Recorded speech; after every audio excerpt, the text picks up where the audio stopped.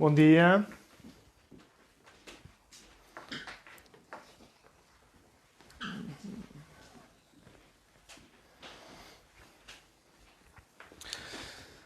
Espero que se ouça melhor hoje. Estamos a experimentar um microfone novo. Eu penso que sim. Assim que se tiver alguma dificuldade técnica, podem ir comentando aí nos nossos comentários. Pode ser que consigamos alterar a tempo. Então, antes de mais, e embora nós já não o façamos presencialmente, eu gostava de aproveitar o início da reunião para agradecer a Deus a sua fidelidade e agradecer também por aqueles que, apesar das circunstâncias terem alterado, continuamos a crer na palavra de Deus, continuamos a semear no seu reino, não só com orações, não só de palavras, mas também com os nossos recursos, com os nossos dízimos e com as nossas ofertas. Pai, eu te agradeço pela fé de cada um, porque definitivamente, ainda que as circunstâncias se tenham alterado, não vemos ninguém, Senhor, que aproveite a ocasião para ser infiel contigo. Tu és sempre fiel connosco e é um privilégio para nós, Senhor, continuar a ser fiéis contigo em tudo o que fazemos. E muito mais agora, Senhor, porque sabemos que o tempo é próximo. Sabemos que a Igreja que ora e clama e intercede consegue permanecer vigilante e atenta a tudo o que está por vir. Abre os nossos ouvidos e não permitas que em nenhuma circunstância, Senhor, se altere o compromisso que fizemos contigo. Dou graças, honra e glória, Senhor, e sei que és fiel em todo o tempo. Bendito é o nome de Jesus Cristo. Amém e amém. Família? Na verdade, tentámos melhorar aqui algumas questões técnicas. Agradeço desde já todas as sugestões que nos foram feitas ao longo da semana. Contudo, algumas delas não podemos seguir. Temos que manter este plano aqui de trás, porque se tentássemos alterar para outro, não havia luz. Portanto, hoje o céu está, como vocês podem ver, completamente cinzento, e já tentámos projetar para o lado da televisão, como alguns nos sugeriram, mas simplesmente não me iam ver. Assim que esta, para já, é a melhor forma que encontramos de poder partilhar estes vídeos ao vivo. E assim como temos falado ao longo da semana, e inclusivamente partilhamos uma receita através dos grupos de WhatsApp, através da internet, de como fazer o pão ázimo, o pão sem fermento, que é uma simbologia daquilo que é Jesus Cristo, porque ele não tinha qualquer fermento, e lembremos-nos que muitas vezes a palavra fermento significa pecado. Portanto, Jesus Cristo era isento de qualquer pecado e por isso podemos dizer que ele é o pão de vida, esse pão sem fermento. Eu já tenho aqui o meu pedaço de pão, o qual fiz ontem à noite, como vos disse. Já parti, a Soraya também já tem o seu. E este é um momento em que cada família pode partir o pão aí nos vossos sofás e, efetivamente, colocarem-se na disposição, porque vamos partilhar a Santa Ceia. Tenho aqui também ao meu lado um cálice com um pouco de vinho. Está bem? Apenas um pouco. Apesar de as brincadeiras que fizemos ontem com a quantidade de vinho que ainda tínhamos disponível em casa, basta um pouco de vinho para nos lembrarmos daquilo que Jesus Cristo fez na cruz por nós. E eu vou-vos convidar a que possamos ler sobre esta Santa Ceia em Mateus 26, versículo 26.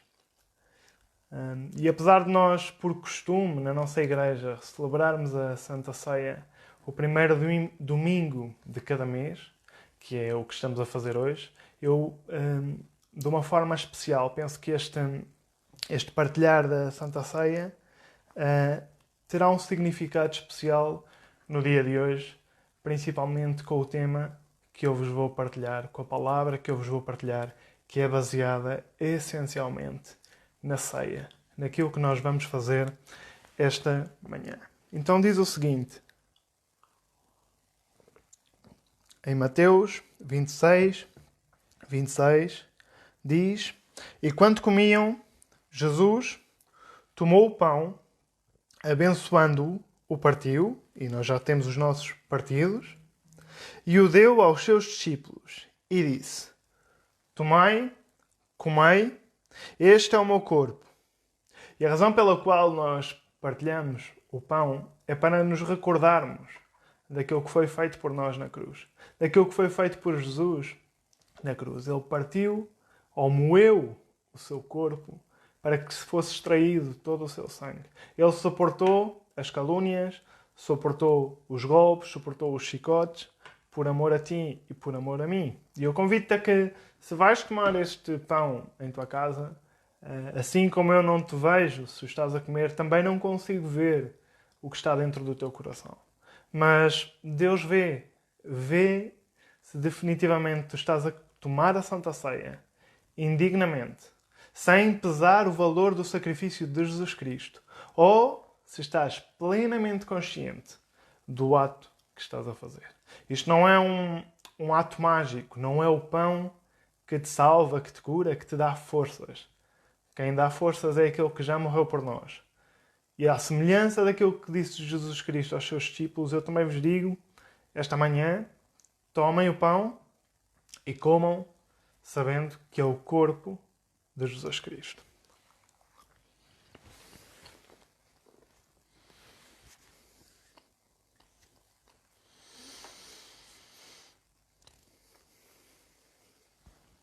E tomando o cálice, podem pegar nos vossos cálices, não encham muito o copo, está bem? Que é para poderem ouvir bem o tema até ao final. E pegando no cálice e dando graças, e nós damos graças por este cálice, que é a simbologia do sangue de Jesus Cristo, deu-lhe dizendo: Bebei dele todos, porque isto é o meu sangue. O sangue do Novo Testamento, que é derramado por muitos para a remissão dos pecados. E digo-vos que desde agora não beberei deste fruto da vide até que um dia o beba de novo convosco no reino de Deus. Eu convido-vos a que tomem este cálice, a que expliquem também aos vossos filhos que estão aí em casa, aos vossos pais que estão aí em casa, qual é a razão pela qual nós tomamos este cálice. É porque o sangue de Jesus Cristo, que é o Cordeiro de Deus, sem pecado, nos limpa de todos os nossos pecados. Ele tomou o nosso lugar para que tu e eu não tivéssemos que sofrer morte de cruz. E mais importante que isso, para que não tivéssemos que sofrer a morte eterna, para que a nossa alma fosse resgatada para o paraíso através do arrependimento. Eu te convido a que tomes este cálice sabendo que o sangue de Jesus Cristo era distinto do nosso, porque só tinha os cromossomas da mãe, porque os restantes cromossomas eram divinos, eram do Pai, do Espírito Santo. Convido-vos a que tomem o cálice.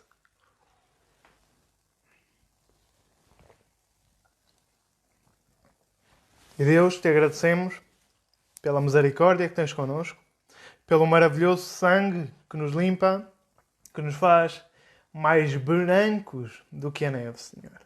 Da verdade, se não fosse um ato divino, um milagre através do teu sangue, seria impossível dizermos que somos limpos, que somos santificados. Contudo, tu já fizeste todas as coisas na cruz.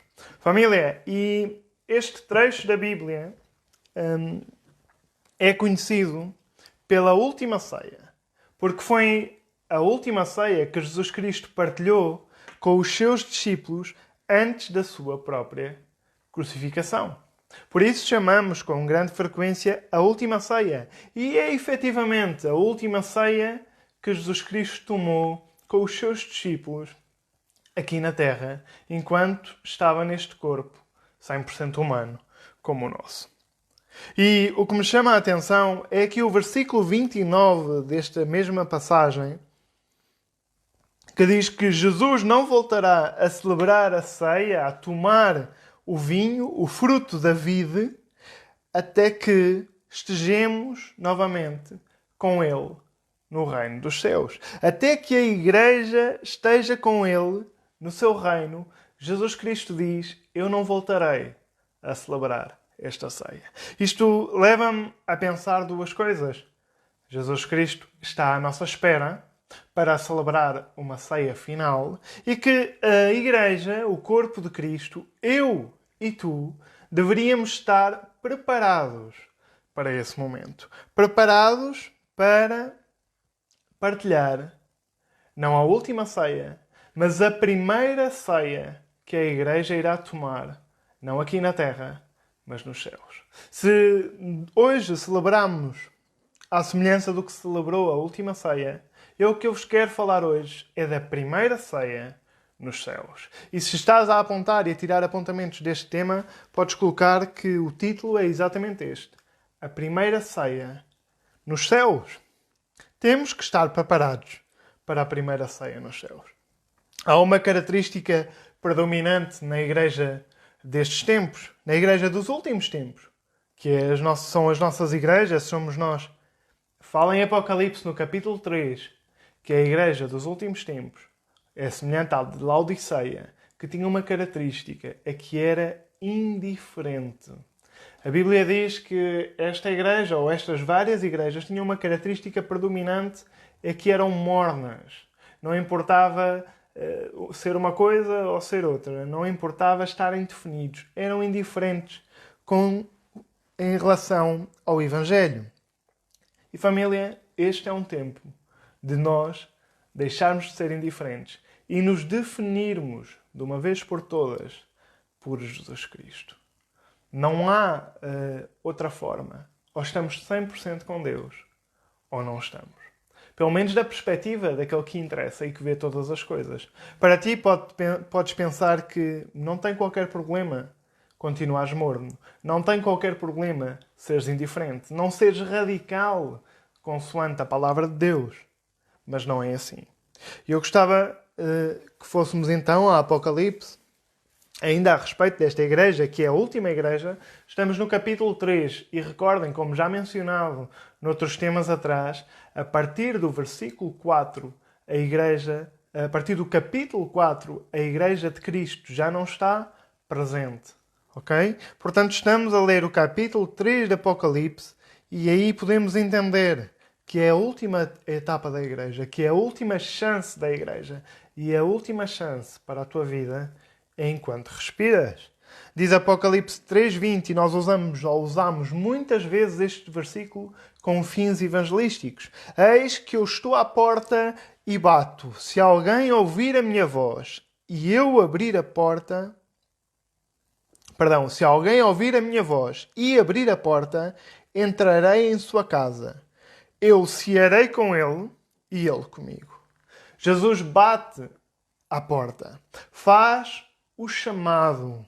E se alguém ouvir esse chamado e decidir abrir a porta, o receber na intimidade da sua casa, na intimidade do seu coração, ele tomará a ceia conosco. Tomará a ceia com essa pessoa.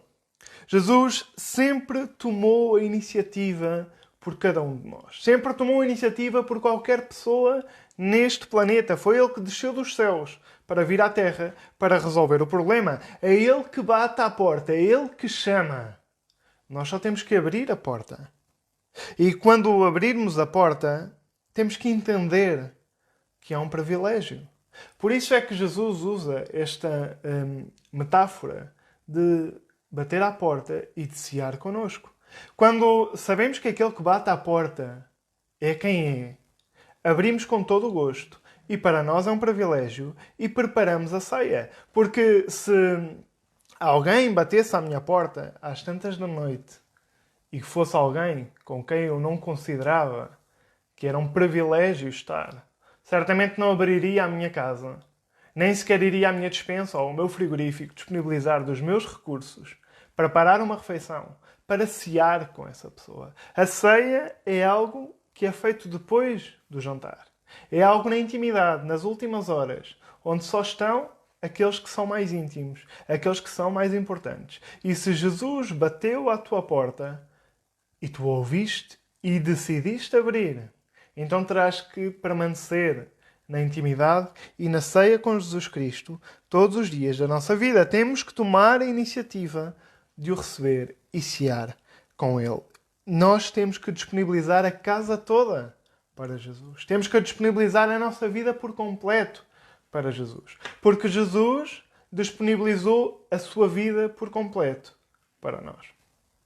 E o que eu vos vou dizer esta manhã é que Ele também disponibilizou a sua casa por completo para nós. Só que essa casa é eterna. Só que essa casa está nos céus. E em nada tem a ver com aquilo que nós vemos com os nossos olhos aqui na terra. Notem bem no que diz o versículo 20, aquele que acabámos de ler. E com ele cearei, e a minha versão tem uma vírgula, e ele comigo. E eu quero dividir isto em duas partes. Primeiro, Jesus entra nas nossas vidas, vai cear connosco, tomar a Santa Ceia, como nós fizemos esta manhã. Entendemos o sacrifício de Cristo na cruz, comemos o verdadeiro pão de vida, bebemos o verdadeiro sangue de vida, e depois cearemos com Ele na eternidade.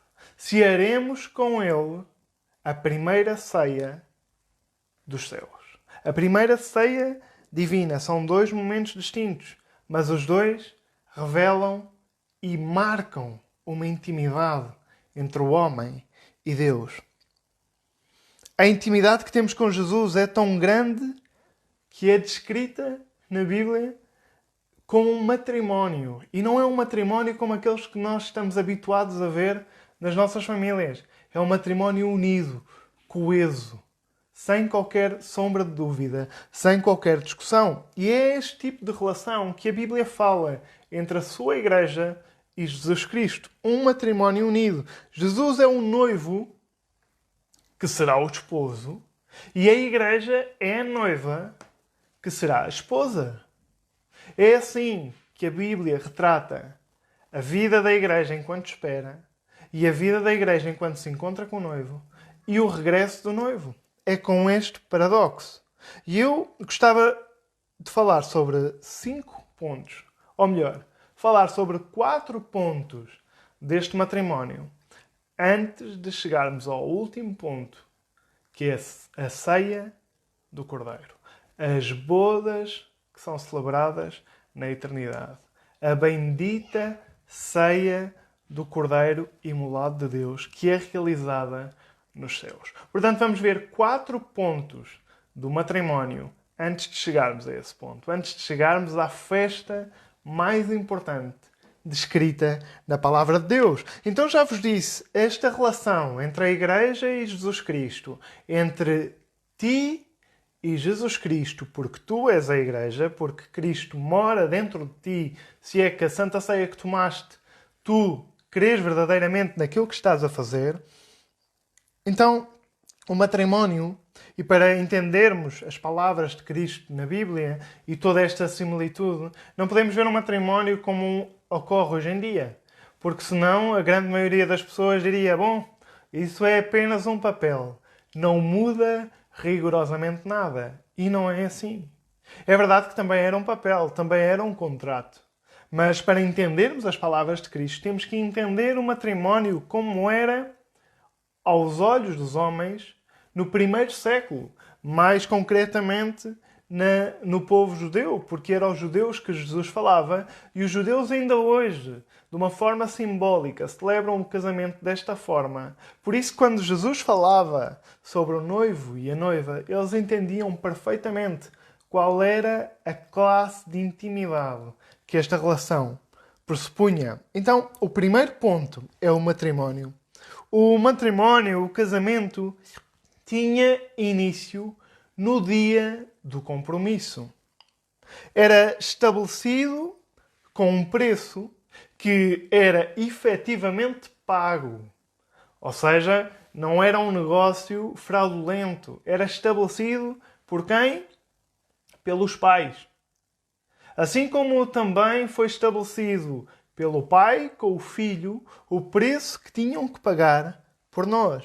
Nesta altura existia, portanto, um novo pacto.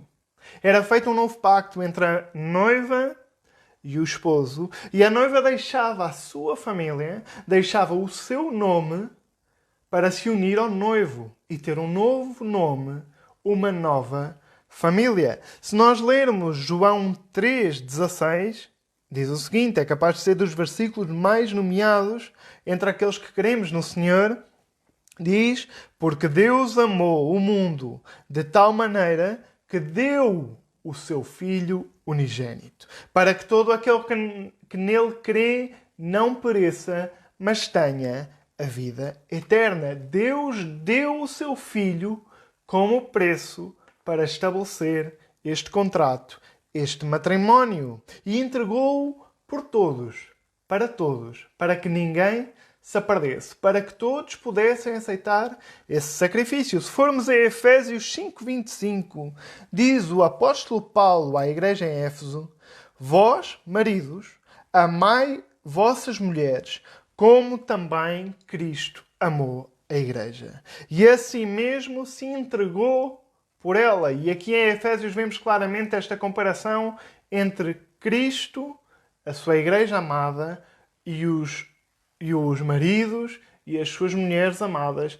e que o standard deveria ser, como em tudo na nossa vida, estejamos casados, divorciados ou solteiros. Família, temos que ser como Cristo é. E este é o standard para qualquer pessoa que se afirma ser filho de Cristo. Então, para os casados, isto também não é isento. Aqui neste versículo está perfeitamente espelhado essa comparação. Como Cristo amou a igreja, se entregou por ela, deu o preço, pagou o preço. Ele efetivamente morreu, deu o seu sangue, deu o seu corpo.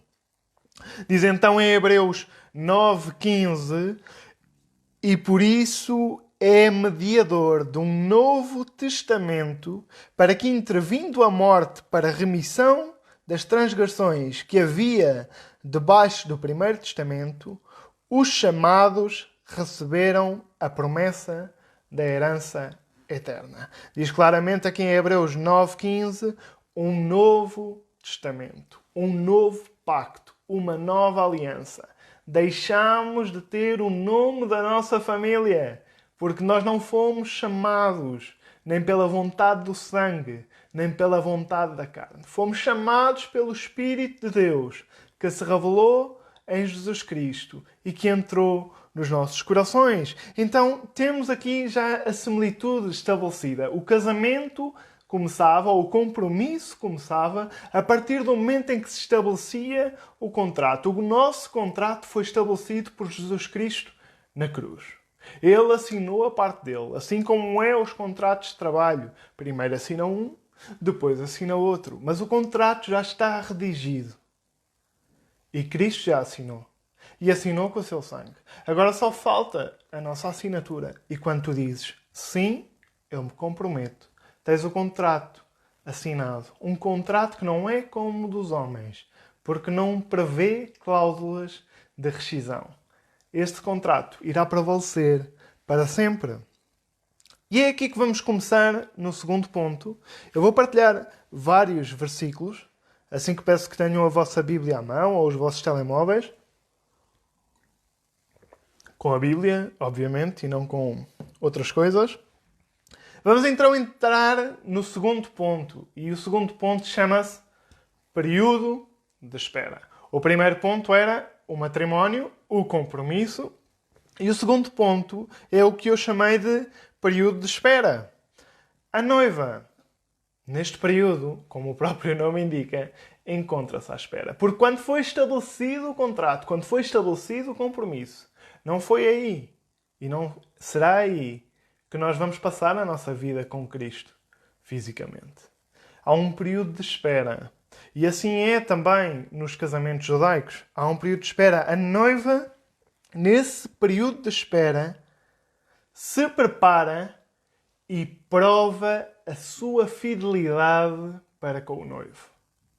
A igreja, no tempo de espera, se prepara e prova a sua fidelidade para com o noivo. Diz 2 de Coríntios 11:2. Diz o apóstolo Paulo: porque estou zeloso de vós com zelo de Deus, porque vos tenho preparado para vos apresentar como uma virgem pura a um marido, a saber, Cristo. Quem é esse marido? Cristo. O que é que o Paulo estava a fazer às igrejas quando os exortava, quando os chamava a atenção, quando falava acerca da palavra de Deus, quando lhes dizia que tinham que se arrepender, que tinham que se santificar, que tinham que abandonar o pecado? Estava a preparar a noiva para que se apresentasse irrepreensível ao seu marido, que é Jesus Cristo. Como é que se prepara a noiva? Como é que se prepara a igreja? Como é que tu te preparas para este encontro com Jesus Cristo enquanto esperas? Eu, estes últimos 23 dias que estamos em casa, nos nossos devocionais, tenho partilhado com muita frequência a palavra esperar no Senhor. Esperar no Senhor. E é o que nos toca fazer no dia de hoje. Esperar no Senhor. E esperar no Senhor não é estar quietos sem fazer nada. Isso é só esperar. Não é esperar no Senhor. Porque esperar no Senhor tem a ver com este processo. É o processo de santificação. É o processo de purificação pela obediência da palavra de Deus. E é o que diz em Efésios 5, 26 e 27. Para santificar, purificando-a com a lavagem da água pela palavra, para apresentar a si mesmo igreja gloriosa, sem mácula, nem ruga, nem coisa semelhante, mas santa e irrepreensível. Família. A igreja, no período de espera, tem que se santificar, tem que se preparar. Temos que saber esperar pelo Senhor e não fazer como fez o povo de Israel quando teve que esperar pelo Moisés 40 dias, que teve que descer do monte com as tábuas. Não soube esperar no Senhor. E levou ídolos e esperou de outra forma. Se desesperou por esperar. E para mim não deixa de ser curioso que foram 40 dias e que agora estejamos a passar por um período de quarentena que erradamente os nossos governos falavam em quarentena e diziam que tínhamos que ficar em casa 15 dias. Ora, já estamos a ver como a quarentena são sempre de 40 e pelo menos no final deste estado de emergência já vamos contar alguns com 35 dias em casa. Uma quarentena são 40 dias. A título de curiosidade, também as mulheres, depois de terem os seus filhos no tempo de Cristo, tinham que ficar 40 dias em casa para se purificarem. O noivo, neste tempo que a igreja espera, também está a fazer qualquer coisa. Porque recordem o que eu li ao início? É um tempo de espera para os dois. Porque disse Jesus, eu não tomarei vinho novamente até voltar a estar com vocês. Não é só a igreja que está à espera. Não és só tu que estás à espera. Cristo também está à espera. É um tempo de espera para a noiva e para o noivo, como é nos nossos matrimónios. Não é só a noiva que espera. O noivo também espera, ansioso por esse encontro. O noivo prepara a casa e quando a casa está pronta, a casa onde vai viver a sua amada, ele regressa pela sua noiva. E aí está a morada eterna que será nos céus. O noivo, no tempo de espera, que é o tempo de espera para a igreja e para ele, também não está sem fazer nada. Esta ideia de que os cristãos ou aqueles que creem em Deus não devem fazer nada, ou que Deus não faz nada, é algo completamente absurdo. Ele tem períodos em que diz que devemos descansar, mas a grande maioria das nossas vidas, o que nos devemos empenhar é fazer coisas e não de deixar de fazer coisas. Nós não vencemos o pecado deixando de fazer isto ou aquilo. Nós vencemos o pecado quando nos empenhamos em fazer o que Deus diz para fazer. Orar, ler a Bíblia, encher-nos do Espírito Santo e aí vamos libertar das coisas que Deus não lhe agrada, nomeadamente o pecado. Diz João 14, versículo 1 até ao 4. Não se turbe o vosso coração.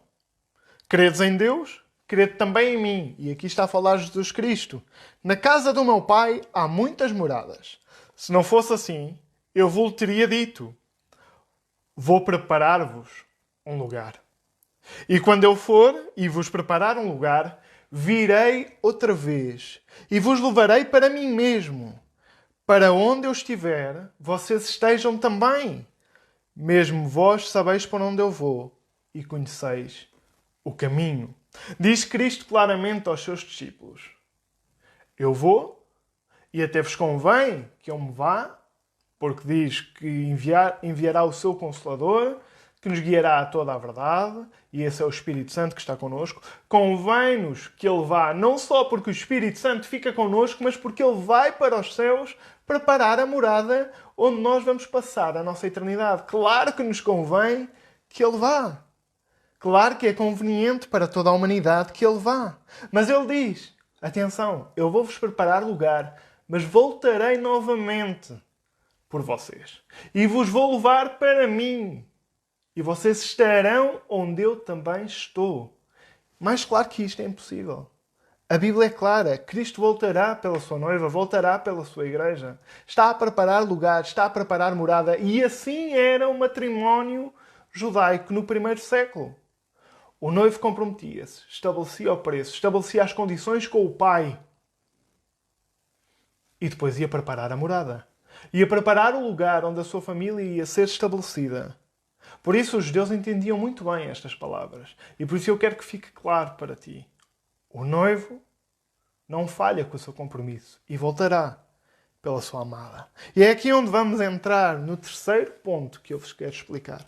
O terceiro ponto eu chamei de apanhar ou raptar a noiva. Esta expressão do raptar é algo que nós entendemos que está descrito na Bíblia, porque usamos muito a expressão do rapto, do arrebatamento.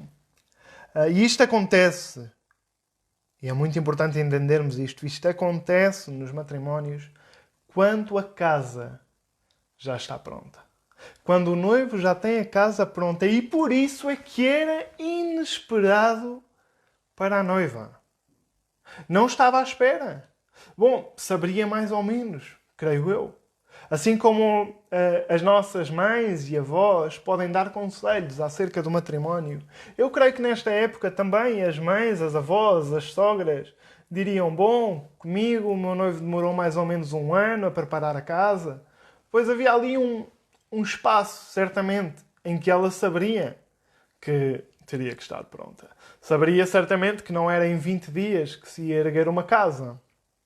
Até porque na altura não havia casas pré-fabricadas como há hoje. Então, este era um caso que era inesperado para a noiva, porque dependia do noivo. A casa estar pronta dependia do noivo e não da noiva. Mas a noiva tinha que estar preparada. Ou seja, a igreja tem que estar preparada, tem que estar cheia do Espírito Santo para o dia desse encontro. Vejam o que diz Lucas 12:35. Estejam cingidos os vossos lombos e acesas as vossas candeias. Acesas as vossas lâmpadas. Acesas porque têm óleo suficiente e porque têm o Espírito Santo. E antes da chegada do noivo, ele é anunciado. Ele é anunciado porque se a noiva não está à espera, tem que haver um anúncio. E o anúncio era o toque do chofar. O chofar é aquele corno de animal, normalmente costuma ser de antílope ou de carneiro, em que se sopra e dá um som como de uma trompeta, como de uma corneta forte. Era o que se usava nessa altura e é esse som que a Bíblia menciona várias vezes. Era anunciado com o som do chofar e com o famoso grito: "Aí vem o noivo!" Assim, entrava o noivo na aldeia onde a sua noiva estava à espera, onde estava preparada.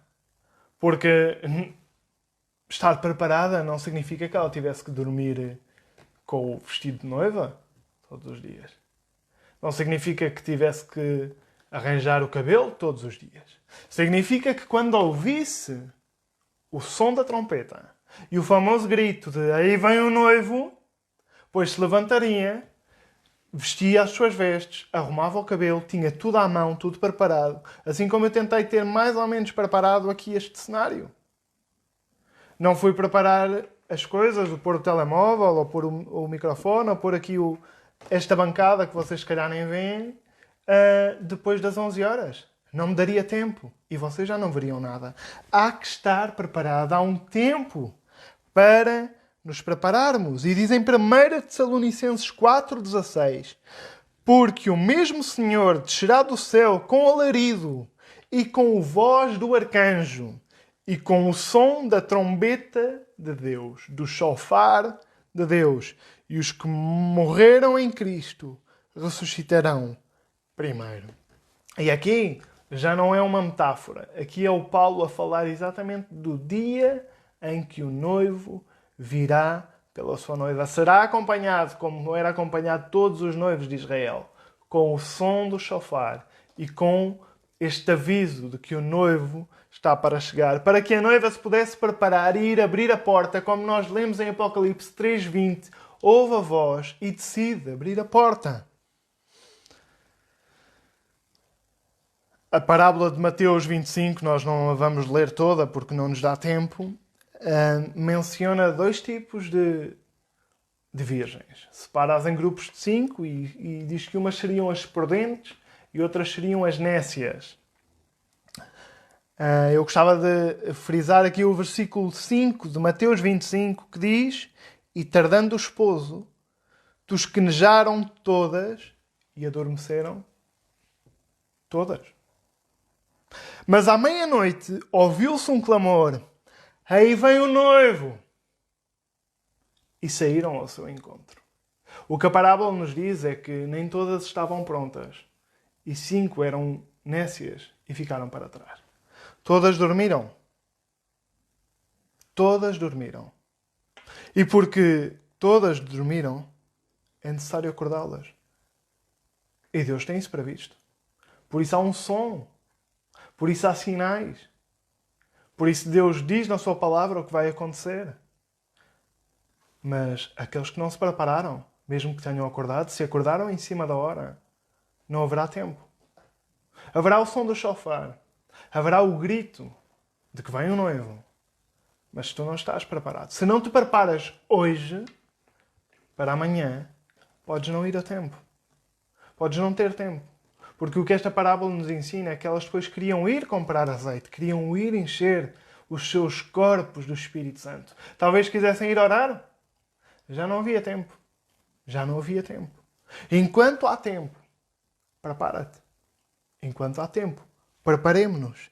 A igreja, a noiva, que está comprometida, que permanece fiel, se purifica, se santifica com a palavra e deseja o regresso do noivo. E não há volta a dar. A noiva que a Bíblia fala é esta. As outras somos nós que pensamos que são noivas enquanto andamos aqui na terra. Deus sabe quem são os seus. Ele diz claramente na sua palavra: eu conheço os meus. Eu sei quem são as minhas ovelhas. Deus sabe quem é o trigo, quem é o joio. Quem são as ovelhas, quem são as cabras. Quem são as prudentes, quem são as nécias. Ainda que a igreja fiel à palavra de Deus, que o homem ou a mulher fiéis a Jesus Cristo, que abandonam o pecado, que lutam pela santificação e que se purificam com a palavra, ainda que dormem, mesmo a dormir, o seu coração continua a vigiar. Continua vigilante. E é por isso, família, que a igreja está pronta. É por isso que a igreja prudente está pronta, mesmo que adormeça. Era normal que adormecesse. Tinha que dormir todos os dias. E não sabia qual era o dia que o seu noivo vinha. Jesus não nos proíbe de dormir, não nos proíbe de comer, de estar com as nossas famílias, para sermos mais espirituais que os outros. Não. Nada disso. O que nos diz é que temos que estar sempre vigiantes e o nosso coração tem que estar sempre pronto. Vejam esta passagem tão bonita no livro de Cantares, no livro dos Cânticos, os Cânticos de Salomão. E este livro fala exatamente sobre a relação amorosa entre o homem e a mulher. Cânticos 5, ou Cantares 5, o versículo 2 e 4. Diz o seguinte: Eu dormia, mas o meu coração velava. E eis a voz do meu amado que está batendo, a bater à porta. Abre, minha irmã, meu amor, pomba minha, imaculada minha, porque a minha cabeça está cheia de orvalho e os meus cabelos das gotas da noite.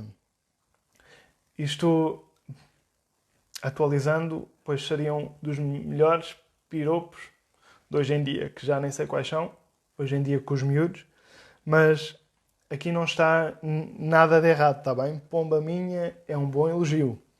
Diz, já despi a minha roupa, como a tornarei a vestir? Já lavei os meus pés, como é que me vou tornar a sujar? Já lavei os meus pés, e há cerca de um mês também vos partilhei sobre isto. É necessário lavar os pés, porque o resto já estamos limpos, se somos de Deus.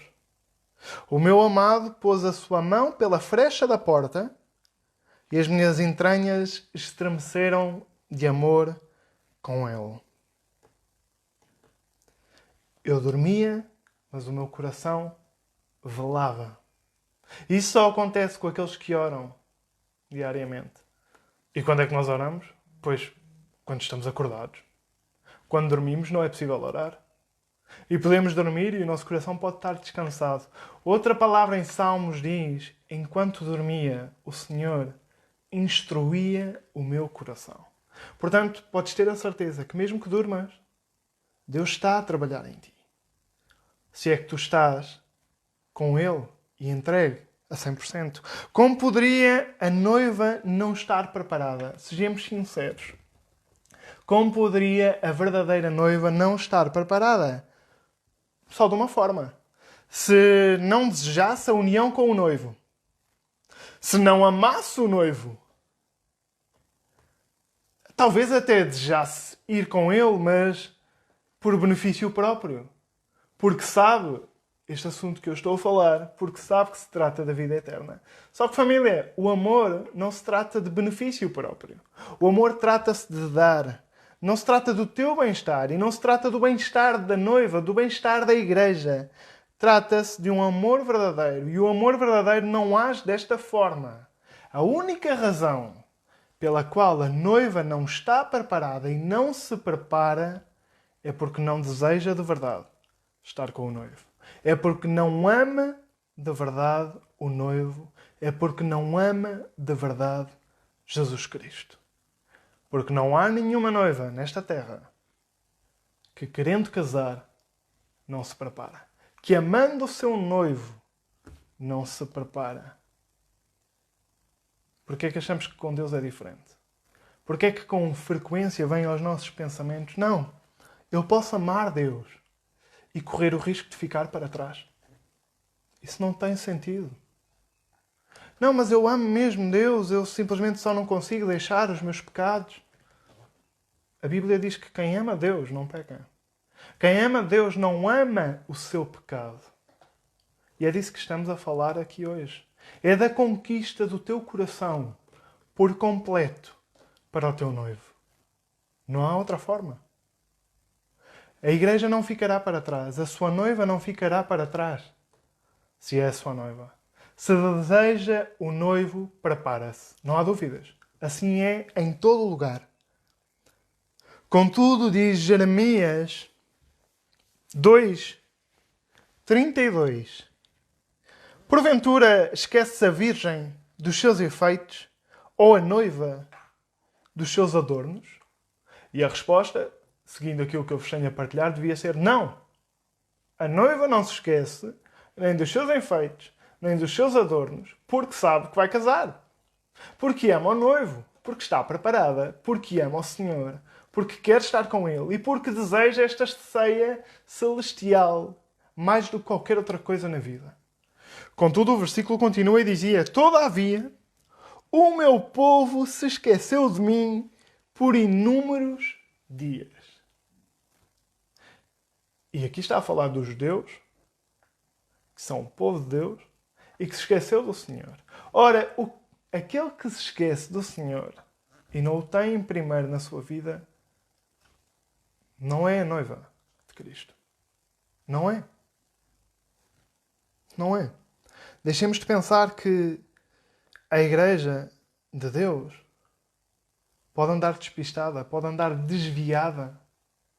Ou tem Cristo, ou não tem Cristo. E vamos ao quarto ponto. Este é um ponto em que eu não vou passar muito tempo, até porque já vos falei algumas vezes sobre este assunto. Se tiverem dúvidas sobre isto, depois podemos falar. O quarto ponto fala sobre a união. União entre o marido e a esposa. Entre o cordeiro e a igreja. Entre Cristo e a tua vida. A união. E era neste momento que o matrimónio era consumado. Atenção, que não era neste momento que o matrimónio era iniciado. Iniciou no compromisso, iniciou na cruz, mas não foi consumado na cruz porque faltava a nossa decisão, e a nossa decisão está consumada a parte de Deus, de Cristo. E por aí está tudo feito. Por isso ele usou a palavra consumado está. Era neste momento que o matrimónio era consumado. E no povo judaico, os noivos passavam, neste período, 7 dias na sua câmara nupcial em perfeita intimidade. 7 dias. Consumando o seu casamento em intimidade e conhecendo-se. E porquê é que eu menciono isto hoje? Estes 7 dias são comparáveis aos 7 anos de tribulação na terra que a Igreja que estará nos céus, que, como lemos em 1 Tessalonicenses, tocou o chofar, ouviu o grito do noivo, saiu à porta, veio ter com o noivo, foi resgatada, raptada e está com Jesus Cristo, agora passará o momento da união, da consumação desta relação íntima. E aqui está a similitude entre os 7 dias que se fazia no casamento judaico e os 7 anos da grande tribulação, ou a última semana profetizada por Daniel, que é uma semana de 7 anos. Tá bem? A palavra semana em hebraico é Shavua e significa conjunto de setes. Estes 7 dias são então comparados a esse período, aos 7 anos de tribulação, do qual a Igreja não estará presente. A noiva de Cristo não sofrerá a ira de Deus. A ira que será derramada sobre a terra, que, por certo, em nada se assemelha a esta pequena dimensão que é o Covid-19. A Bíblia fala de que morrerá a 1/4 da terra. De que haverá pragas, sim, mas que o sangue andará pelos freios dos cavalos. Em nada tem a ver com isto. Isto poderia ser considerado o princípio das dores. Mas isto não é a grande tribulação. Todos estamos dentro de casa, temos comida, ainda não há guerras, há rumores de guerras. Então, família, na união com a Igreja, nestes 7 anos, em que a Terra estará a passar por um período tremendo, a Igreja não estará presente. Porque estará com o seu noivo, porque já foi raptada e porque estará neste período de 7 de intimidade com Jesus Cristo. De intimidade com o teu Senhor. Se for uma Igreja fiel, e atenção, cada vez que eu usar a palavra Igreja, por favor, não pense em comunidade, pense em ti, que és o templo do Espírito Santo. Que és o templo do Espírito Santo. Porque as igrejas não são instituições, não são as 4 paredes, não é aquele local que temporariamente tivemos que fechar. A igreja é onde são 2 ou 3 reunidos. Ele está no meio de nós. E se eu estiver sozinho, tu jamais estás sozinho. Estás tu e o Espírito Santo. E onde estão dois? Aí são dois. Então, cada vez que eu usar a palavra igreja, por favor, não penses nos outros. Não penses, a igreja tal será salva.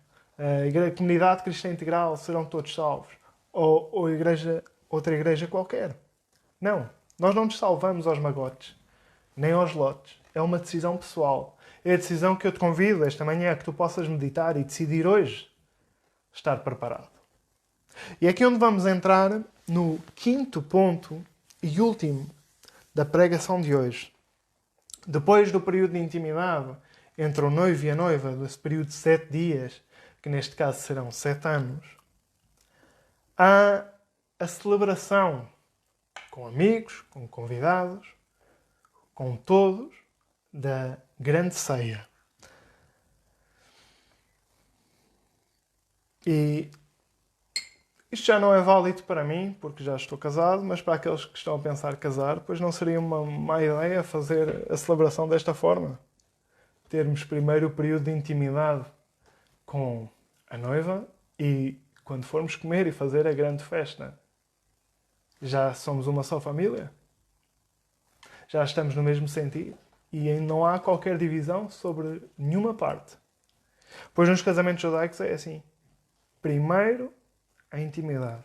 Primeiro o matrimónio. Primeiro a noiva. Primeiro o noivo. E depois vamos celebrar com todos aquilo que está efetivamente consumado. Pois nós atualmente na nossa geração e nos nossos tempos não estamos acostumados a saber esperar. E primeiro celebramos e depois é que vamos consumar o nosso matrimónio. Mas não deve ser assim. Primeiro é consumado e depois há uma verdadeira celebração. Diz em Apocalipse 19,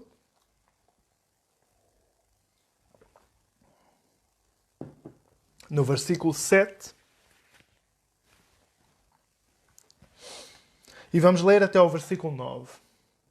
Regozijemo-nos, alegremo-nos e demos-lhe a glória, porque vindas são as bodas do Cordeiro, e já a sua esposa se aprontou. Está pronta?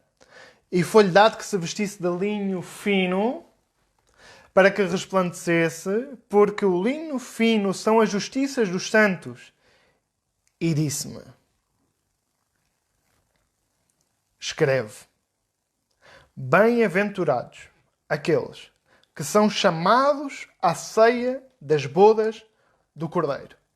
E disse-me, estas são as verdadeiras palavras de Deus.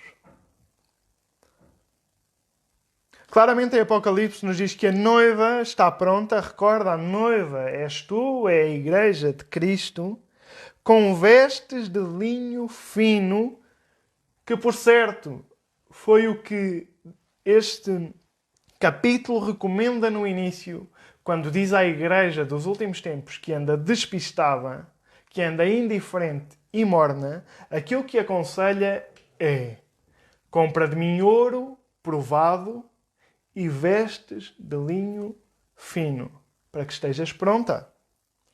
E aqui vemos que a igreja pronta seguiu esse conselho. Podes seguir o conselho no último dia da tua vida,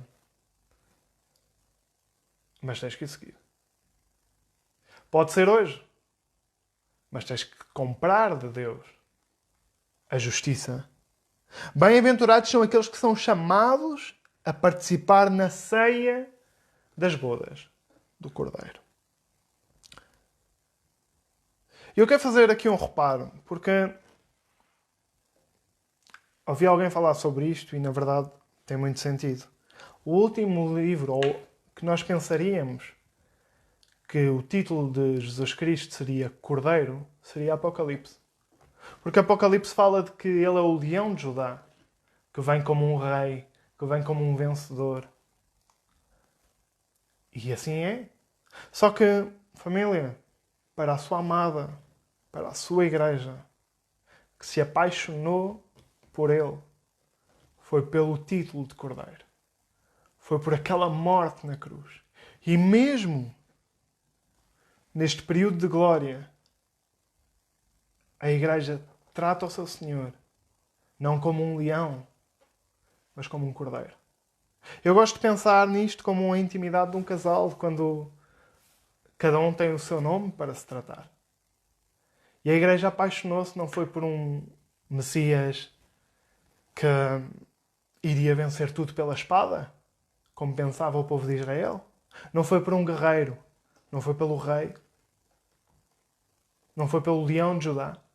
Foi pelo cordeiro pregado na cruz, morto por cada um de nós. Por isso é a ceia das bodas do cordeiro. Ainda que ele é o rei, sim. Ele é o nosso Salvador. Ele é o nosso Senhor. Mas para nós, para a sua noiva, para a sua igreja, ele é o cordeiro. O cordeiro que tira o pecado do mundo. E ainda no melhor momento da nossa vida, continua a ser assim que a gente o vai ver. Como aquele que se entregou por mim e por ti. Nesta primeira ceia que é realizada nos céus, onde Cristo tomará novamente o vinho conosco. Por isso, para aqueles que também têm dúvidas, alguns irmãos nossos se podem tomar vinho, pois Deus diz que Ele próprio tomará fruto da vide quando estiver connosco. Embora isto também não seja o mais importante, o Senhor também fez um milagre no dia do casamento e imagina o que é que Ele disponibilizou para as pessoas. Vinho. Obviamente que não nos devemos encher do vinho, está bem? Porque todas as fotos que eu vi ontem dentro das vossas casas, quase que parece que nós não comemos. Ou se calhar o contrário, já comemos foi tudo e ficaram só as garrafas. Bom, brincadeiras à parte.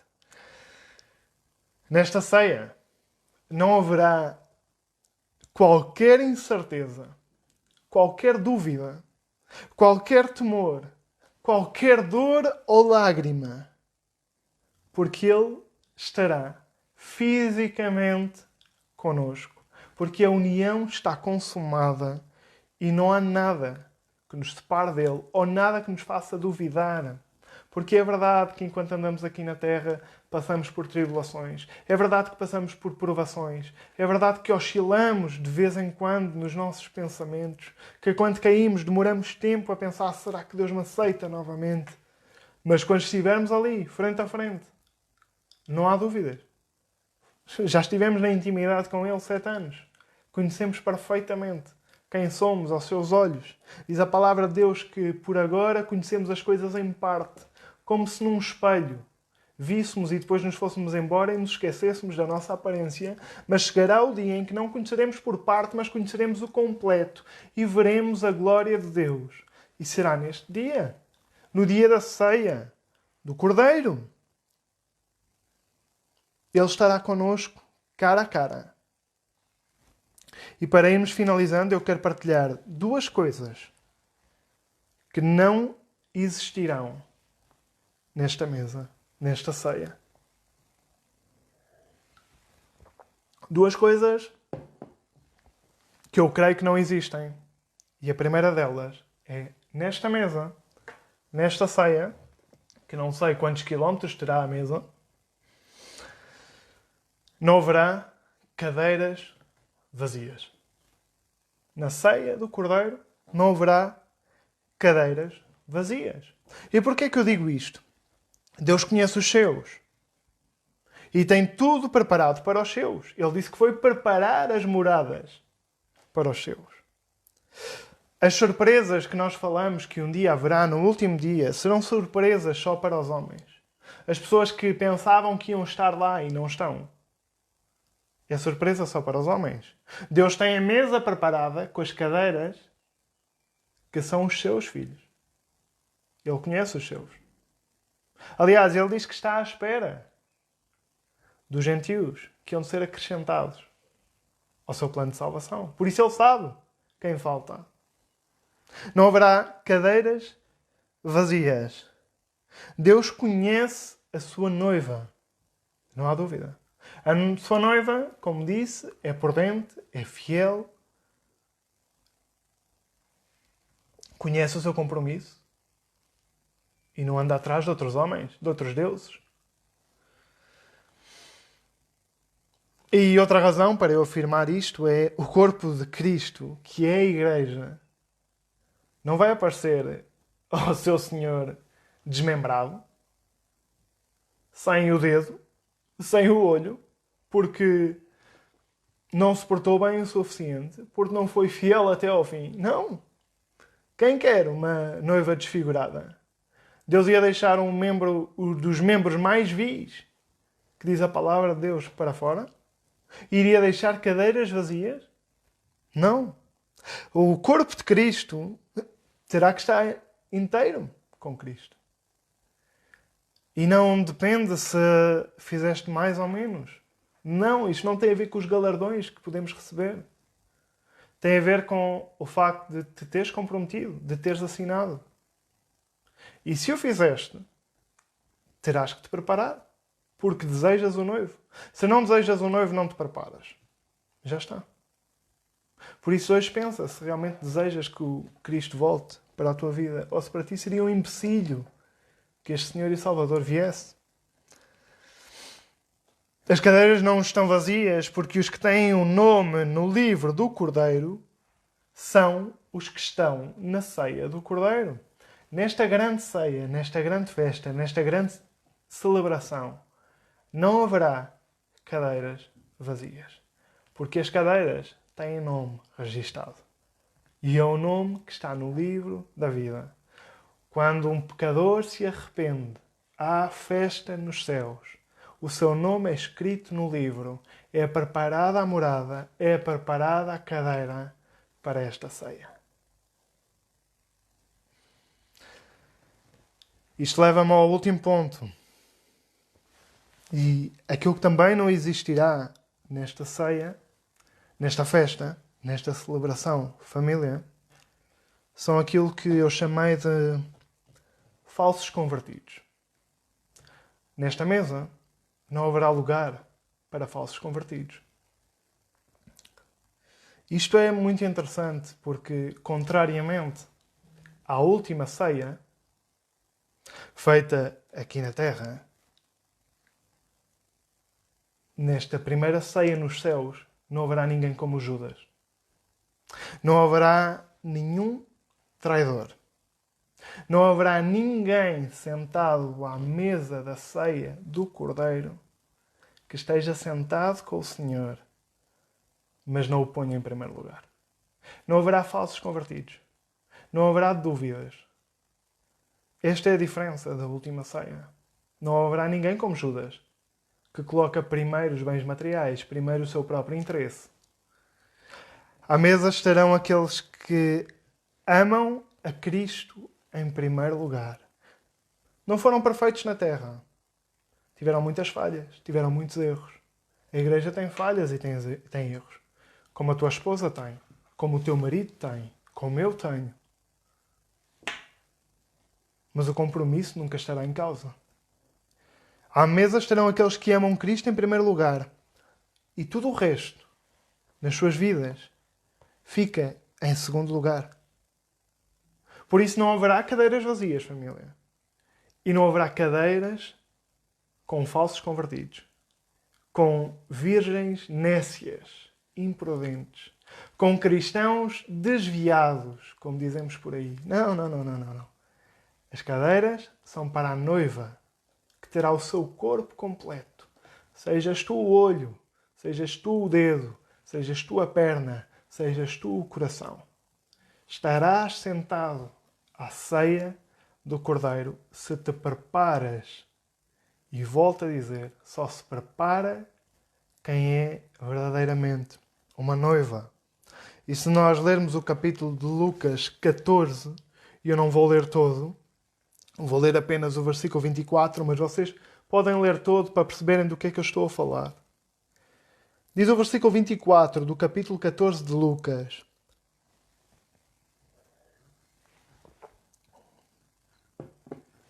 Porque eu vos digo que nenhum daqueles homens que foram convidados provará a minha ceia.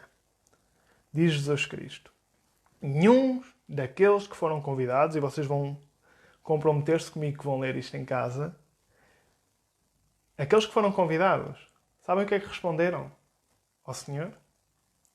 Um deles foi: deixa-me primeiro ir tratar do meu casamento. Deixa-me primeiro ir tratar dos meus negócios, dos meus bois. Deixa-me primeiro tratar de outra coisa qualquer. Esses foram chamados, foram convidados e disseram não. Agora ainda não. Tenho tempo. E Jesus é claríssimo. A esses não vão estar na minha ceia. Esses não vão estar. E depois o resto da parábola diz quem vai estar. Diz ao Espírito Santo: vai pelas ruas e anuncia a todos. E traz os coxos, os cegos, os menos bonitos. Mas vamos encher a minha mesa. E como a mesa está cheia, não há lugares vazios. Porque é que eles ouviram? Porque é que eles não disseram: agora tenho que fazer outras coisas. Se Deus não é primeiro na tua vida, tu não estarás na ceia. Se tu tens que cuidar primeiro da tua vida para depois seguires a Cristo, não és digno de carregar a sua cruz. Porque Ele diz claramente: aquele que quer ter a vida eterna, que perca a sua vida. Que perca a sua vida. Então estes não estarão na ceia. E estes talvez sejam as virgens imprudentes. Talvez estejam nas igrejas. Talvez não. Eu creio que a maioria sim. Porque só aqueles que estão na igreja é que podem pensar que são virgens prontas e não estarem prontas. Os outros nem pensam nisto. Então o meu alerta é para ti, que gostas e simpatizas com as coisas de Deus, mas que a tua confiança ainda está na tua força. De que tu podes, de que tu consegues, de que se te portares bem, podes estar na presença de Deus. Se te portares mal, podes esforçar-te para te portares bem, para estar na presença de Deus. E tu continuas a contar, e tu continuas a ser a peça fundamental da tua vida. Arrepende-te hoje. Arrepende-te.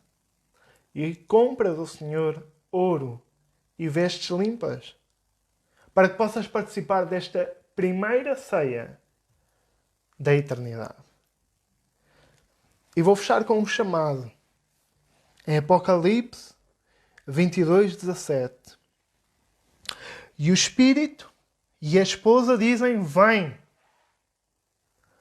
O Espírito Santo, que está aqui conosco, que fala de uma forma subtil e que eu oro para que fale subtilmente aos nossos corações, que toque nas nossas consciências esta manhã, se une à sua esposa, que são aqueles que são filhos de Deus, para dizer: vem, vem, Cristo. E quem ouve, diga: vem.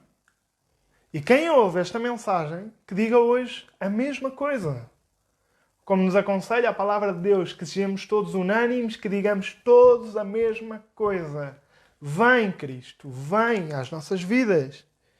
E quem tem sede, venha. E quem quiser abrir a porta àquele que está a bater esta manhã, tome da sua graça, de graça da água viva. A Igreja e o Espírito de Cristo estão a dizer hoje: vem. Todas as igrejas que hoje estão conectadas a levar a palavra de Deus, a levar o verdadeiro Evangelho, que Jesus Cristo é Deus. E se fez homem e morreu por nós na cruz e ressuscitou ao terceiro dia, não é inferior a Deus, é o próprio Deus que se despojou da sua glória. Estão a anunciar isto mesmo: vem, Cristo. Para que todos possam ouvir e para que todos um dia digam a mesma coisa. Para que tu possas dizer a mesma coisa. Para que tu digas hoje: vem, vem, toca à minha porta outra vez. Porque eu da primeira vez não quis abrir. Fui como estes homens descritos em Lucas. Primeiro o meu casamento.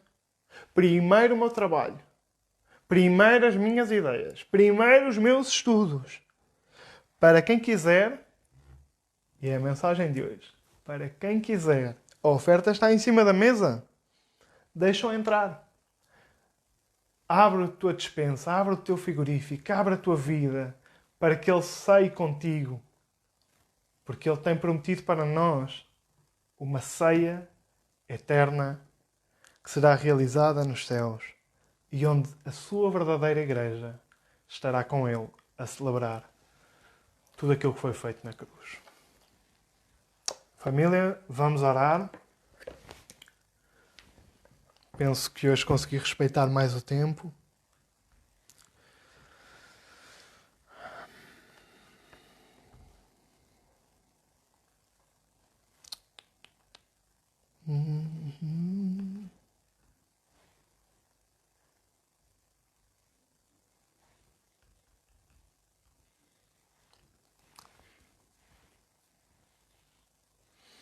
Eu vou pôr a música que enviei esta manhã, que se por alguma razão não se ouvir bem, também podem pôr aí nas vossas casas. O que eu vos convido é que possam parar um segundo, meditar sobre esta palavra e unirem-se à Igreja, unirem-se ao Espírito, unirem-se ao Espírito Santo, à verdadeira noiva, para que possam fazer parte da noiva.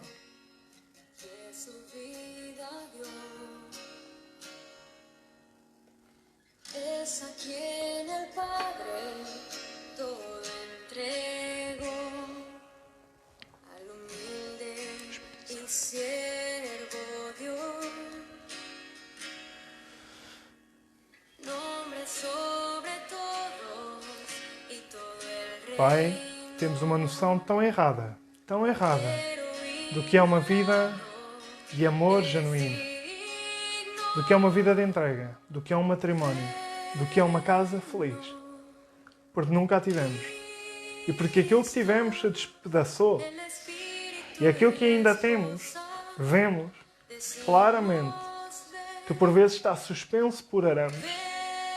Onde tu não estás, tudo, Senhor, é suscetível de cair. Onde tu não edificas, onde tu não fazes a diferença. E por isso temos nas nossas mentes conceitos tão errados como que tu farias a tua igreja, a tua noiva, passar por dificuldades, por fome, por tareias na grande tribulação, para que se arrependesse, para que se ajoelhasse a dizer: por favor, Cristo, eu amo-te, eu quero casar contigo, eu quero estar contigo. Onde é que isso já se viu? Onde é que isso se viu aqui na Terra? Que o noivo espancava ou destruía a sua noiva para que ela suplicasse por ajuda? Este não é o teu amor. Esta não é a tua palavra. E por mais que seja confortável para nós aqui na Terra dizermos que podemos estar mornos, ou podemos não andar nas tuas coisas, nos teus negócios, no teu reino, e ser considerados teus na mesma, isso é apenas engano para nós. Porque aquele que não procura o reino de Deus em primeiro lugar, não entendeu o que é o reino de Deus. Porque eu sei que procuramos outras coisas em primeiro lugar. Tu entendes perfeitamente o que é o dinheiro. Tu entendes perfeitamente o que é o bem-estar na terra. E por isso procura dessas coisas em primeiro lugar. Porque entendes, porque sabes, porque para ti é real e verdadeiro. Por isso a confiança está nas coisas materiais. Quando para ti for real e verdadeiro o reino de Deus e Jesus Cristo e a sua vinda e o seu regresso e o seu sacrifício, pois também colocarás toda a confiança, todas as fichas da tua vida em Cristo. Ele será o primeiro, porque para ti é real, porque para ti é verdade, porque Ele te prometeu que voltava por ti, te foi preparar morada.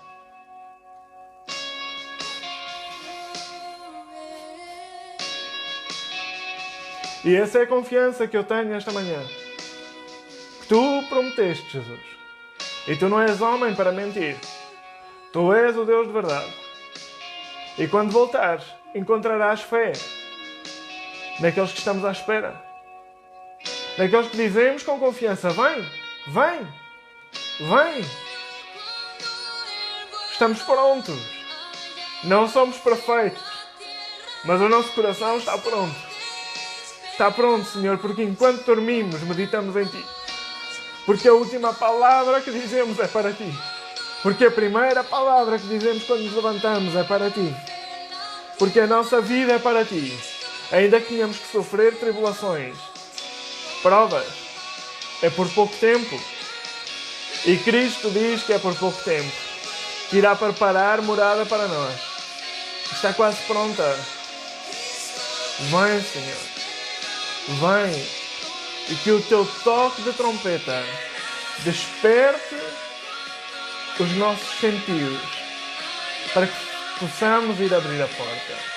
Lembra-te que o toque do shofar não é para que ninguém se prepare, é para os que já estão preparados. Grande erro é o das pessoas que pensam que o aviso do noivo é para que se preparem. É para os que já estão preparados, porque só dá tempo de sair à rua. Não há tempo para mais nada. Não há tempo para comprar o vestido de linho fino que nos disse o Senhor à igreja de Laodiceia. Não há tempo para comprar o ouro para nos enfeitarmos com a sua justiça e esperança. Há apenas tempo para sair com aquilo que já tens. Porque será num abrir e fechar de olhos, diz a sua palavra. Assim como tu pestanejas, assim será o rapto da igreja. Não penses que o tempo é quando ouvires. Aí vem o noivo. O tempo é hoje. O tempo é agora. Arrepende-te. Converte-te na verdadeira noiva. Vem fazer parte deste corpo, do qual a cabeça é Jesus Cristo. Arrepende-te porque o Senhor está à porta e bate. E aquele que quiser estará com Ele para toda a eternidade. Bendito é o meu Senhor. Bendito é o meu noivo, o meu amado. Aquele que deu a sua vida por mim. O seu sangue, o seu corpo. Aquele que estabeleceu as normas e os contratos. Aquele que preparou morada. E mais importante do que tudo isto, depois da ceia, tu finalmente nos vais fazer participantes da tua glória, como diz a tua palavra. Co-herdeiros do teu reino. Co-herdeiros da tua palavra. E viremos a esta terra contigo. Julgaremos nações, como diz a tua palavra. Julgaremos os próprios anjos, como diz o Paulo. Porque durante essa intimidade, nesses 7 anos contigo, e a celebração durante 1000 anos contigo, essa ceia, esse banquete impressionante, há uma razão especial para o Senhor dizer que esta ceia é a ceia das bodas. Porque se há sítio onde nós nos empenhamos em estar no nosso melhor, é nos casamentos, é nos nossos próprios casamentos. Aí investimos tudo. Roupa, local, tempo, confiança. E este será o melhor encontro das nossas vidas. E depois de 1000 anos, saberemos na perfeição quem é o Senhor, como é a sua justiça.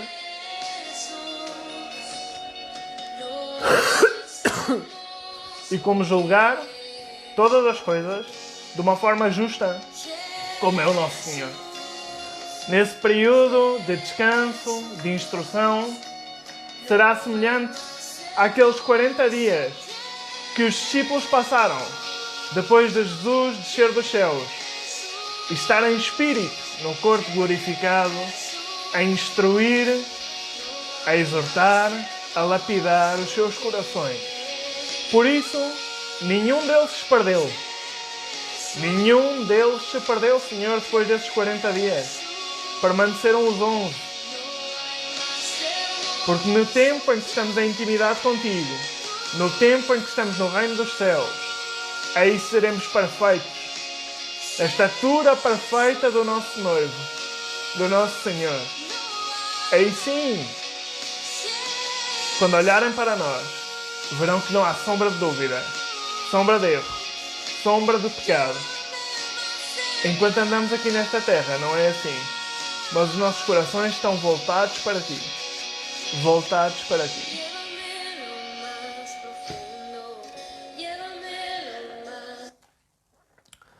Bom, família? Amém. Amém. Espero que tenham orado, que tenham desfrutado da palavra, que tenha surtido efeito. Podem partilhar este vídeo com quem quiserem. Assim que começamos o vídeo em direto, podem comentar abaixo com os nomes dos vossos amigos, dos vossos familiares. Desta forma, eles vão ter acesso à pregação de uma forma direta. E a seguir ao tema de hoje, portanto, quando eu fechar esta sessão, nós iremos publicar um vídeo promocional sobre o nosso congresso online, que já está preparado, que já estamos a trabalhar a todo o gás, como se costuma dizer, para que as coisas funcionem.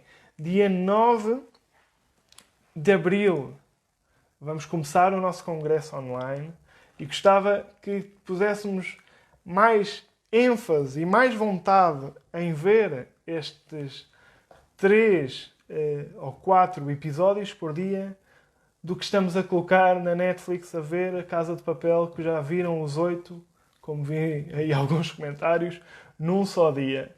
Por favor, invistam nesse tempo nas coisas que são importantes, que é o reino de Deus. Muito obrigado, família, e vamos falando. Lembrar que o curso do Conecta-te vai decorrer hoje, aqueles que já estão inscritos. Boa sorte, um abraço a todos.